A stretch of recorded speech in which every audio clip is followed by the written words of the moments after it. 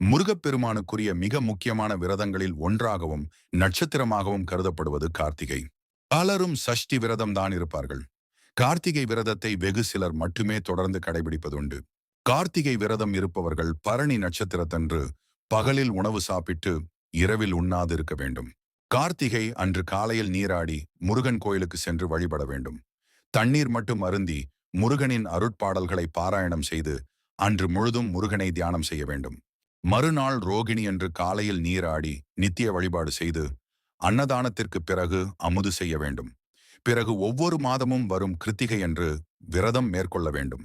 கார்த்திகை விரதம் அனுஷ்டிப்பவர்களுக்கு கார்த்திகை பெண்கள் சிவபுத்திரனான முருகனை போற்றி வளர்த்தது போல் நமது இல்லத்தையும் போற்றி பாதுகாப்பார்கள்.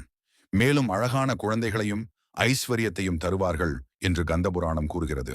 ஓம் தத்புருஷாய வித்மஹே மகா சேனாய தீமஹி தன்னோ ஷண்முக பிரசோதயாத். முருகப்பெருமானின் இந்த காயத்ரி மந்திரத்தை 108 முறை அன்று கூறுவது சிறந்த ஒன்று.